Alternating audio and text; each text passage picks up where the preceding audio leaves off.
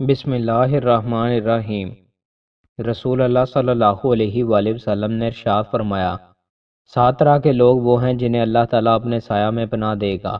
ان میں ایک وہ شخص بھی ہے جس نے تنہائی میں اللہ کو یاد کیا تو اس کی آنکھوں سے آنسو جاری ہو گئے۔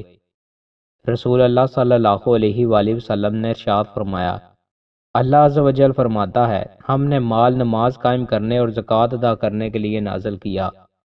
رسول اللہ صلی اللہ علیہ وآلہ وسلم نے ارشاد فرمایا، جو عشاء کی جماعت میں حاضر رہے گا تو اسے آدھی رات کے قیام کا ثواب ملے گا، اور جو عشاء اور فجر دونوں نمازیں جماعت سے ادا کرے گا اسے پوری رات کے قیام کا ثواب ملے گا۔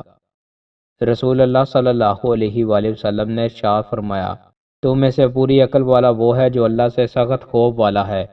رسول اللہ صلی اللہ علیہ وآلہ وسلم نے ارشاد فرمایا، ایسے فتنوں کے آنے سے پہلے نیک مال کرنے میں جلدی کر لو جو تاریک رات کے ٹکڑوں کی طرح ہوں گے۔ آدمی صبح کے وقت مومن ہوگا تو شام کے وقت کافر، جبکہ شام کے وقت مومن ہوگا تو صبح کے وقت کافر۔ وہ دنیا کے مال و متاع کے عوض اپنا دین بیچ دے گا۔ انس بن مالک رضی اللہ تعالیٰ عنہ کہتے ہیں کہ ایک بوڑھا آیا، وہ نبی اکرم صلی اللہ علیہ وآلہ وسلم سے ملنا چاہتا تھا۔ لوگوں نے اسے راستہ دینے میں دیر کی تو نبی اکرم صلی اللہ علیہ وآلہ وسلم نے فرمایا، وہ شخص ہم میں سے نہیں ہے جو ہمارے چھوٹوں پر مہربانی نہ کرے اور ہمارے بڑوں کی عزت نہ کرے۔ رسول اللہ صلی اللہ علیہ وآلہ وسلم نے ارشاد فرمایا، کبیرہ گناہ یہ ہیں اللہ کے ساتھ شرک کرنا، والدین کی نافرمانی کرنا، کسی کو ناحق قتل کرنا اور جھوٹی بات کہنا۔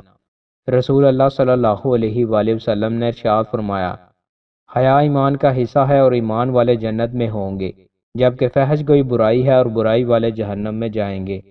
کھجور کی اہمیت۔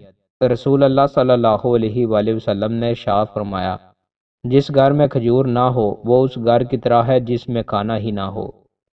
دوستو، مزید اچھی ویڈیوز کے لیے ہمارے چینل کو سبسکرائب لازمی کریں۔ بہت شکریہ۔